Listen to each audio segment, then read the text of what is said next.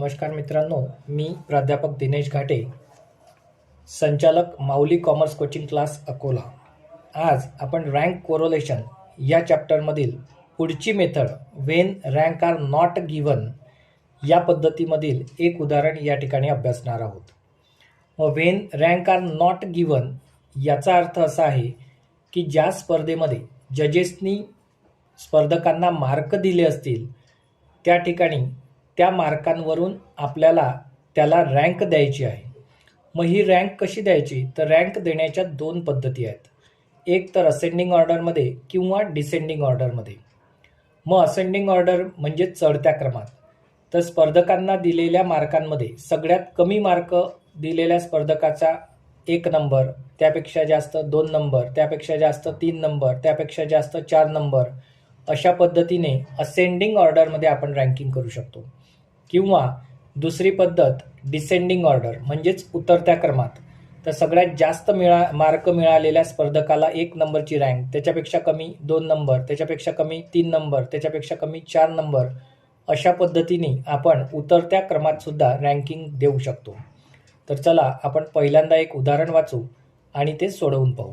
तर या ठिकाणी आपण हे 2 नंबरचं उदाहरण सोडवणार आहोत, ज्यामध्ये calculate the coefficient of correlation from the following data by the Spearman's rank difference method.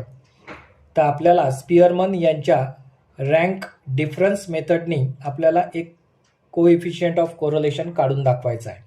तर या ठिकाणी आपल्याला प्राइस ऑफ टी ब्रॅकेटमध्ये रुपीज आणि प्राइस ऑफ कॉफी ब्रॅकेटमध्ये रुपीज, तर रुपयात चहाची आणि कॉफीची किंमत देऊन ठेवलेली आहे, ज्यामध्ये प्राइस ऑफ टी 75, 88, 95, 70, 60, 80, 81 आणि 50 या पद्धतीने किमती दिलेल्या आहेत. तर प्राइस ऑफ कॉफी त्यामध्ये 120, 134, 150, 115, 110, 140, 142, 100 या पद्धतीने किंमत दिलेली आहे. तर चला आपण हे उदाहरण सोडवून पाहू. तर पहिल्यांदा या ठिकाणी calculation of rank coefficient of correlation हे आपण लिहून घेतलं. त्यानंतर उदाहरणामध्ये जे नावं असतील ते न वापरता ते नावं बदलून आपल्याला त्याला एक्स आणि वाय असे नाव द्यायचे आहे. म्हणून आपण खाली लिहिलं, suppose X stand for price of tea आणि Y stand for price of coffee. आता हे नावं बदलून घेतल्यानंतर आपल्याला उदाहरण लिहायचं आहे. तर आपण या ठिकाणी एक्स सिरीज लिहिणार आहोत, ज्यामध्ये एक्स सिरीजमध्ये आहेत 75,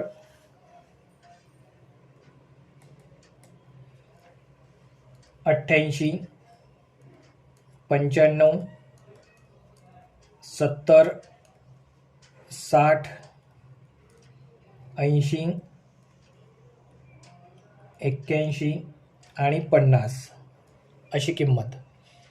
याच्या बाजूला आपल्याला रँक द्यायचे आहेत, म्हणून R1 ही सिरीज तयार करायची आहे. म्हणून बाजूला R1 लिहिलं. त्याच्या बाजूला आपल्याला वाय सिरीज लिहायची आहे, ज्यामध्ये प्राइस ऑफ कॉफी दिलेली आहे. मग इथे 120, 134, 150,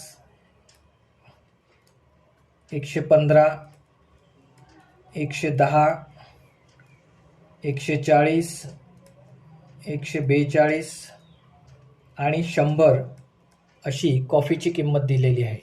याला आपल्याला R2 ही दुसरी रँक द्यायची आहे. मग पहिल्यांदा आपण एक्स सिरीजला रँकिंग करून घेऊ. तर आपण रँकिंग करत असताना असेंडिंग ऑर्डरच्या मेथडने रँकिंग करणार आहोत. मग त्या नियमानुसार आपल्याला सगळ्यात लहान आकड्याला 1 नंबर द्यायचा आहे. तर एक्स सिरीजमध्ये सगळ्यात लहान आकडा 50 आहे, म्हणून त्याला 1 नंबर. याच्यापेक्षा मोठा आहे 60, म्हणून त्याला 2 नंबर. त्याच्यापेक्षा मोठा आहे 70, म्हणून त्याला 3 नंबर. त्याच्यापेक्षा मोठा 75, म्हणून त्याला 4 नंबर. त्याच्यापेक्षा मोठा 80, म्हणून त्याला 5 नंबर. त्याच्यापेक्षा मोठा 81, म्हणून त्याला 6 नंबर. त्याच्यानंतर 88 हा त्याच्यापेक्षा मोठा आहे, म्हणून 7 नंबर. आणि सगळ्यात मोठा 95, म्हणून त्याला 8 नंबर. तर अशा पद्धतीने आपण एक्स सिरीजला असेंडिंग ऑर्डरमध्ये रँकिंग करून घेतली. अशाच पद्धतीने आपण वाय सिरीजला सुद्धा रँकिंग करणार आहोत. मग या ठिकाणी वाय सिरीजमध्ये सगळ्यात लहान आकडा आहे 100, म्हणून त्याला 1 नंबर. त्याच्यापेक्षा मोठा आहे 110 म्हणून त्याला 2 नंबर. त्याच्यापेक्षा मोठा आहे 115 म्हणून त्याला 3 नंबर. 115 पेक्षा मोठा आहे 120 म्हणून त्याला 4 नंबर. त्याच्यापेक्षा मोठा आहे 134 म्हणून त्याला 5 नंबर. त्याच्यापेक्षा मोठा आहे 140 म्हणून 6 नंबर. 142 त्याला 7 नंबर आणि सगळ्यात मोठा आकडा आहे 150 म्हणून त्याला 8 नंबर. तर अशा पद्धतीने आपण एक्स आणि वाय सिरीजला रँकिंग करून घेतली. यानंतर पूर्वीप्रमाणेच आपल्याला हे उदाहरण सोडवायचं आहे, म्हणून आपल्याला पुढची डी सिरीज तयार करायची आहे. डी म्हणजे डिफरन्स. तो काढत असताना R1 आणि R2 या दोन रँकचा फरक म्हणजेच वजाबाकी करून आपल्याला ही सिरीज तयार करायची आहे. मग या ठिकाणी R1 आणि R2 यांची वजाबाकी. मग 4 मधून 4 गेले 0, 7 5 गेले 2 राहिले, 8 8 गेले 0, 3 3 गेले 0, 2 2 गेले 0, 5 6 गेले -1, 6 7 गेले पुन्हा -1 आणि 1 1 गेला या ठिकाणी 0. तर अशा पद्धतीने या ठिकाणी डी सिरीज आपल्याला मिळाली. यानंतर या डी सिरीजचा आपल्याला स्क्वेअर करायचा आहे, वर्ग. म्हणून पुढची डी स्क्वेअरची सिरीज तयार करायची. तर या ठिकाणी 0चा वर्ग 0, 2चा वर्ग 4, 0चा वर्ग 0, पुन्हा 0चा वर्ग 0, 0चा वर्ग 0, 1चा वर्ग 1, 1चा वर्ग 1 आणि 0चा वर्ग 0. अशा पद्धतीने आपली ही सिरीजसुद्धा पूर्ण झाली. आता या डी स्क्वेअरची टोटल करायची, त्याला नाव द्यायचं सिग्मा डी स्क्वेअर. मग 4, 5 आणि 6, तर अशी सिग्मा डी स्क्वेअरची टोटल आली 6. तर यानंतर आपल्याला हे उदाहरण सोडवायचं, म्हणून आपण खाली एक फॉर्म्युला अप्लाय करणार आहोत. म्हणून खाली लिहायचं applying the following formula. Applying the following formula. मग आता आपला formula R is equal to 1 minus 6 sigma D square upon एनचा क्यूब मायनस एन. तर या ठिकाणी आपण या फॉर्म्युलामध्ये किमती टाकणार. मग 1 मायनस 6चा 6 सिग्मा डी स्क्वेअर तो आलेला आहे 6. त्यानंतर N means number of item. तर आपल्या एक्स सिरीजमध्ये एकूण 8 आकडे आलेले आहेत. ते आपल्याला या रँकच्या आधारे समजून येईल. म्हणून एन इज इक्वल टू 8. म्हणून इथं 8चा क्यूब मायनस 8. एवढं झालं की हे आपण सोडवायचं. मग पुन्हा 1 मायनस 6 गुणिला 6 ते होतात 36. 8चा क्यूब म्हणजेच 512 मायनस 8. मग आता पुन्हा 1 मायनस 36 भागिला 504 यांची वजाबाकी केली तर ती येते 504. या ठिकाणी पुन्हा हा 1 जसाच्या तसा मायनस 36 भागिला 504 केले तर ते येतात 0.07. मग अशा पद्धतीनं आपलं R इज इक्वल टू उत्तर येते 0.93. तर या ठिकाणी हे उदाहरण पूर्ण झालं. तर जेव्हा when rank are not given असं जर उदाहरण आलं तर ते कसं सोडवायचं ते या ठिकाणी आपण पाहिलं. आता हे उदाहरण आपलं आलेलं उत्तर प्लसमध्ये आहे, त्यामुळे आपल्याला खाली एक ओळ लिहायची आहे. There is positive correlation between x and y series.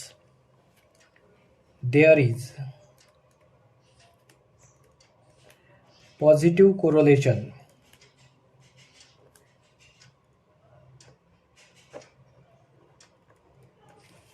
between x and y series.